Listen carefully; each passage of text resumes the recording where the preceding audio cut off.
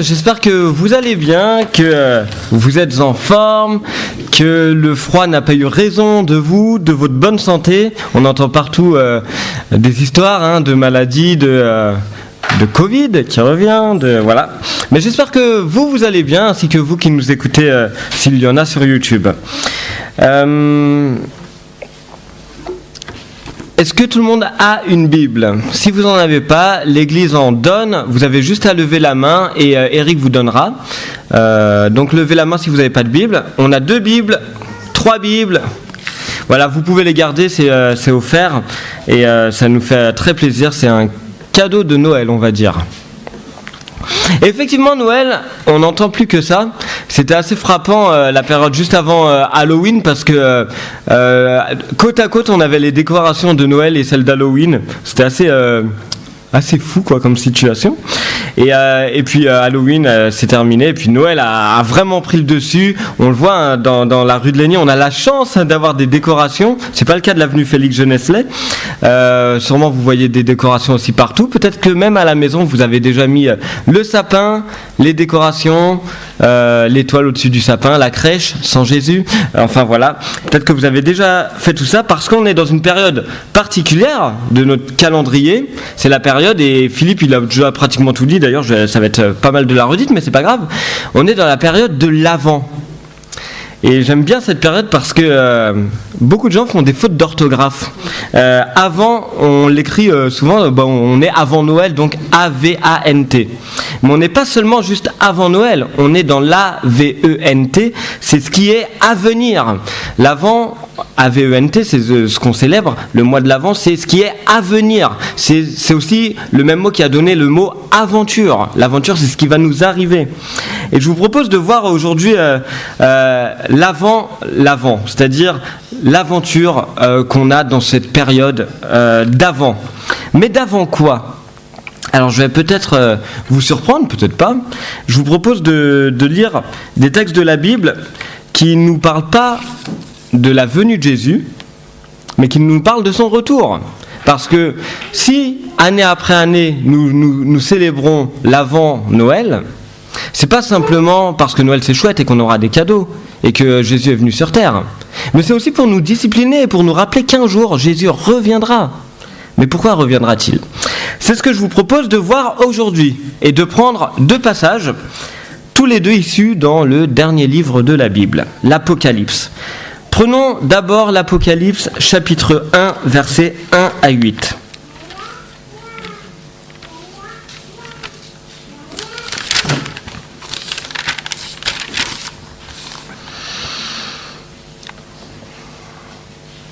Le livre de l'Apocalypse, c'est le tout dernier livre du Nouveau Testament à avoir été écrit. Vous pouvez le trouver à la page 810, pour ceux qui ont cette version-là. Et c'est une révélation que l'apôtre Jean a eue concernant la fin des temps. Et voici comment ce très beau livre, dont personne ne comprend grand-chose, commence. Révélation de Jésus-Christ. Dieu la lui a donnée pour montrer à ses serviteurs ce qui doit arriver bientôt. C'est écrit il y a 2000 ans. Bientôt. Et l'a fait connaître en envoyant son ange à son serviteur Jean. Celui-ci, Jean, l'a attesté, tout ce qu'il a vu est la parole de Dieu et le témoignage de Jésus-Christ. Heureux celui qui lit et qui écoute les paroles de la prophétie et garde ce qui s'y trouve écrit, car le moment est proche. De la part de Jean, aux 7 églises qui sont en Asie, que la grâce et la paix vous soient données de la part de Dieu, celui qui est, qui était et qui vient.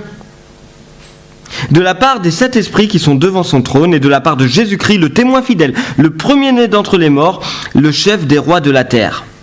Et là, c'est un chant qu'on aime chanter. À celui qui nous aime, qui nous a lavés de nos péchés par son sang et qui a fait de nous un royaume de prêtres pour Dieu son Père, à lui soit la gloire, la domination au siècle des siècles. Amen.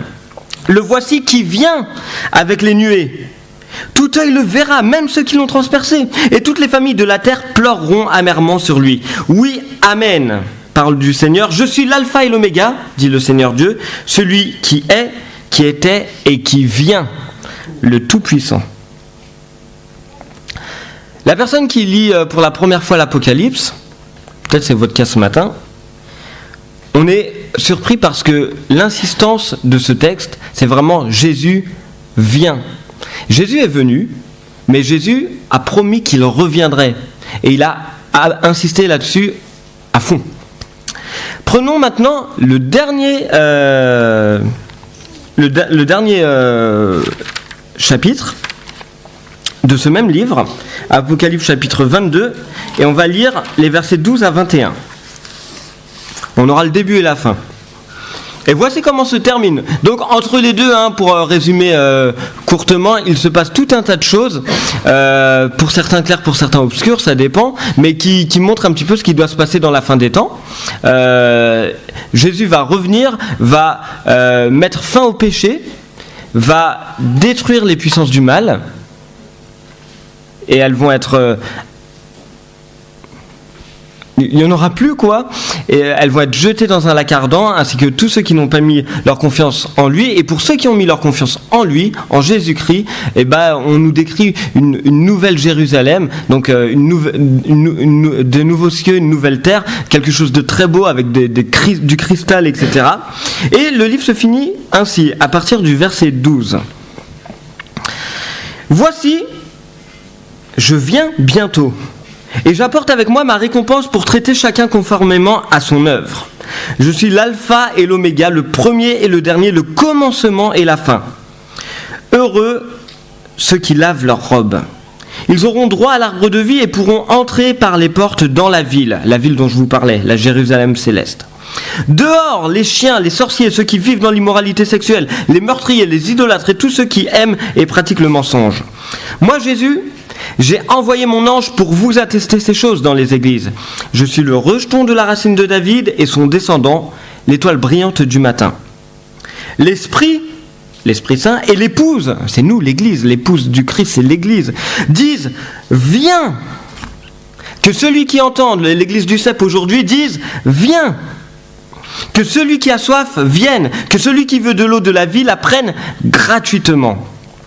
Je le déclare à toute personne qui écoute les paroles de prophétie de ce livre. Si quelqu'un y ajoute quelque chose, Dieu lui ajoutera les fléaux décrits dans ce livre. Et si quelqu'un enlève quelque chose aux paroles du livre de cette prophétie, Dieu enlèvera sa part de l'arbre de vie et de la ville sainte décrits dans ce livre. Celui, c'est-à-dire Jean, qui atteste ces choses dit... Ah non, pardon, c'est Jésus. Celui qui atteste ces choses dit « Oui, je viens bientôt ». Et la réponse de Jean, c'est « Amen ». Viens, Seigneur Jésus. Que la grâce du Seigneur Jésus-Christ soit avec tous les saints. Tous les saints, c'est tous ceux qui ont mis leur confiance en Jésus-Christ. Alors, je vous propose d'aborder ces deux textes en 3 temps. Le premier temps, on parlera du retour du Christ. Qu'est-ce que c'est ? Qu'est-ce que ça veut dire ? De quoi parle-t-on ? Dans un deuxième temps, j'aimerais nous encourager à pas simplement savoir que Jésus va revenir, mais à attendre, puisqu'on est dans le moment de l'avant, on est dans le moment de l'attente, à attendre son retour. Et ensuite, je donnerai 3 pistes pour vivre ce moment de l'avant. Alors, Jésus insiste sur son retour. J'ai essayé de vous le mettre dans la mise en voix, j'ai essayé aussi de rendre actuel le texte, mais vous avez senti l'insistance avec laquelle, au début de ce livre, sur la fin des temps, et à la fin de ce livre, sur la fin des temps, le mot d'ordre, c'est « Jésus revient ». Jésus revient. Qu'est-ce que ça veut dire ? Jésus nous avait prévenus. Et il nous dit qu'il va revenir, et je ne vais pas parler ce matin de quel jour, quelle heure, ça ne m'appartient pas, et ça ne nous appartient pas de manière générale, seul le Père le sait. Mais Jésus avait prévenu qu'il allait revenir, comme un voleur dans la nuit, sans que personne s'y attende. Pas au moment où tout le monde dit « Ah, Jésus est déjà revenu », pas au moment où il dit « Ah, regardez la fin des temps, c'est là qu'il revient ». Non, Jésus va revenir au moment où on ne s'y attend pas. Mais, il nous dit « Veillez ». Ce retour de Jésus, annoncé dès les évangiles en fait, c'est ce qui nous frite un petit peu avec les Juifs. Parce que pour les Juifs, rien dans l'Ancien Testament nous dit que le Messie doit revenir 2 fois. Pour eux, qui attendent le Messie vient une fois, régler la paix dans le monde, régler le problème de Jérusalem, et donc il va inviter tous les Juifs sur la nation sainte, etc. Et Jésus, quelque part, et puis construire bien sûr le 3e temple. Ça, c'est l'espérance messianique des Juifs. Ce qui est dur à comprendre pour les Juifs, c'est que Jésus a accompli tout ça. Jésus, lors de sa première venue, par sa mort et sa résurrection, a déjà accompli le 3e temple. C'est nous. C'est l'Église. Il a déjà accompli la paix dans le monde. C'est les hommes qui ne la prennent pas. Mais la paix, elle est là, elle est palpable. Il n'y a qu'à la saisir. Et elle sera totale à son retour. Il a déjà accompli le retour des Juifs dans leur nation. Parce que nous sommes le peuple juif. D'accord ? C'est compliqué à comprendre ça. Mais nous sommes, par la nouvelle alliance, nous sommes le peuple choisi par Dieu. Et nous sommes dans notre nation, la patrie céleste. Nous sommes déjà. Déjà et pas encore. Il y a quelque chose qu'on vit de l'ordre du déjà. Déjà, nous sommes avec Christ. Déjà, nous sommes ressuscités. Déjà, nous avons renoncé au péché. Et en même temps, vous le sentez bien. Est-ce qu'il y a la paix dans le monde ? Est-ce que vous arrivez tous les jours à lutter contre votre péché ? Non. Parce qu'il y a un pas encore. Mais déjà, il sera totalement effectif lors du retour de Jésus-Christ. Et Jésus-Christ nous dit qu'il reviendra. Et dans la théologie, on appelle ça, c'est le petit mot savant du jour, la parousie. La parousie, P-A-R-O-U-S-I-E, ça désigne le retour de Christ, l'avènement de Jésus-Christ. Dans avènement, vous avez le mot avant. Le fait que Jésus-Christ revient effectivement, définitivement. Pour quoi faire ? Pour mettre en œuvre toutes les promesses qu'on a déjà en puissance, mais qu'on n'a pas encore en acte. J'aime bien cette distinction dans la philosophie, en puissance et en acte. En puissance, c'est quelque chose de déjà, mais qu'on ne vit pas pleinement. Et en acte, c'est la réalité de la vie, avec ses souffrances, avec sa douleur permanente. Donc Jésus, ce texte de l'Ancien Testament, du Nouveau Testament, l'Apocalypse, le dernier livre, le mot de la fin, c'est vous qui lisez, Jésus revient. Alors Jésus revient, c'est bien, on pourrait se dire, mais qu'est-ce que ça implique ? Et j'en arrive à mon deuxième point. Et si nous aussi on attendait son retour à Jésus ? Le problème, c'est que ce texte a été écrit dans les années, on dit souvent 80-90, après Jésus-Christ, et Jean était particulièrement âgé. Et on nous dit déjà que Jésus revient bientôt. Et ça fait 2000 ans que les gens attendent que Jésus revienne bientôt. Alors dans l'histoire du christianisme, il y a eu des moments où certains se sont levés en disant « Ah, c'est maintenant !» Vous pouvez penser à tous les groupes, les adventistes et dérivés en fait, pas les adventistes d'aujourd'hui, mais les adventistes historiques qui ont donné les témoins de Jéhovah, une branche des Mormons, etc., qui ont annoncé des dates et qui les ont attendues en vain. Il y a aussi toutes les sectes qui nous disent « Ah, Jésus est déjà revenu, je ne sais pas si vous avez entendu parler de cette secte-là, il est actuellement en Chine et il est en train de préparer son royaume, etc. » C'est une secte, je ne me rappelle plus comment elle s'appelle, c'est assez récent, ça a une dizaine d'années. Enfin voilà, pareil en Afrique, il y a des autoproclamés Jésus-Christ, messianiques, retour, etc. C'est faux. Quand Jésus reviendra, nous le saurons. Mais je reviens à mon point. Et si nous aussi, on attendait son retour ? Dans l'histoire du christianisme, certes, il y en a qui ont particulièrement attendu son retour en vain, mais globalement, ce qu'on doit dire, c'est que les gens, ils ont juste vécu leur siècle en disant « Ah, je préfère me marier avant que Jésus revienne », en se disant « quand je rencontrerai le Seigneur, etc. » Et en oubliant en fait que Jésus va revenir, on ne sait pas quand, mais ça peut être à tout moment, ça peut être dans 2 minutes, comme ça peut être après notre mort. Notre rôle à nous en tant que chrétiens, c'est non seulement d'attendre, de veiller, mais aussi de nous réjouir.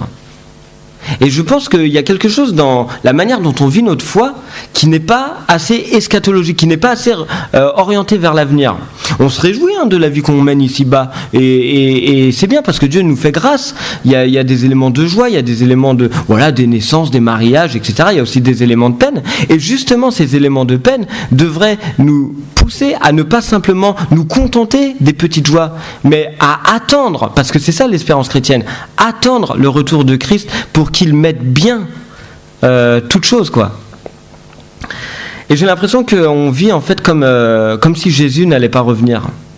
Et moi le premier, hein. On vit un petit peu comme si Jésus nous fait une promesse qu'il reviendra, et plutôt que de nous en réjouir, ou bien on a peur, on craint, ah mais s'il revient maintenant, est-ce que je serai sauvé? Oh là là. Ou bien on n'a pas envie, ah ouais mais je suis pas marié, ah ouais mais attends, j'ai pas encore eu ma promotion, j'ai à peine profité de la vie. Et imaginez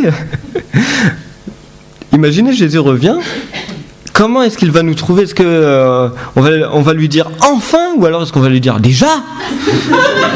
C'est un petit peu ça en fait la tension. Et Jésus nous appelle à lui dire enfin, à lui préparer un bon accueil. Jésus nous appelle à attendre son retour. Et ce temps de l'Avent, il doit être pour nous pas un temps d'attente de Noël. C'est un temps d'attente du retour du Seigneur.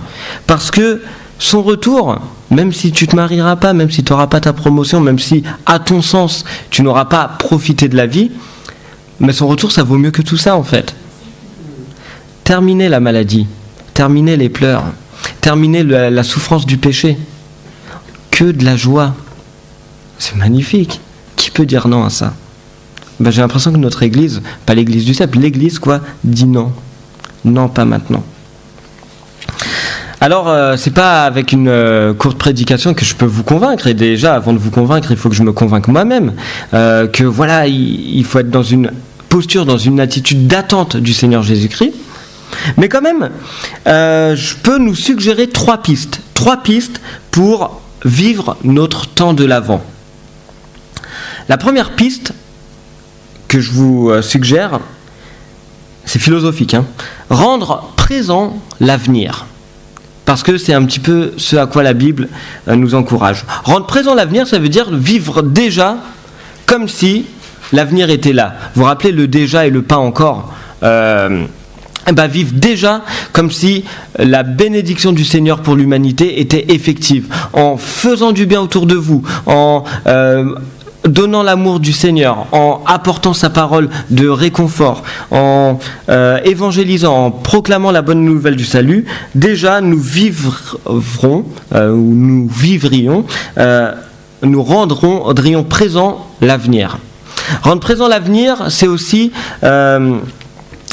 minimiser, j'aime pas trop ce terme, et je sais que pour certains c'est un terme fort, et je m'en excuse, minimiser ce qu'on vit ici-bas, pour regarder vers l'avenir. Minimiser ce que nos tristesses, nos déceptions, nos joies, pas nos joies, enfin, faut pas minimiser la joie, mais en nous disant, c'est une conséquence du péché, mais je regarde vers mon espérance, qui est le Seigneur Jésus-Christ, et qui viendra rétablir toutes choses. Et je m'excuse de dire ça parce que je sais que certains parmi nous vivent des deuils, vivent de grandes souffrances, mais j'aimerais les encourager quand même, dans ce temps d'épreuve qu'ils traversent, à regarder, pas que à la croix de Jésus-Christ, mais au-delà, au retour de Jésus-Christ, qui viendra rétablir toutes choses. Rendre présent l'avenir, c'est vivre le déjà, comme s'il était pleinement là. Parce que pleinement Jésus-Christ est déjà Seigneur. Pleinement Jésus-Christ est déjà Roi. Pleinement Jésus-Christ est déjà loué, adoré, comme le disait le texte. Tout œil le verra. Deuxième piste pour vivre l'Avent, accueillir et construire la paix.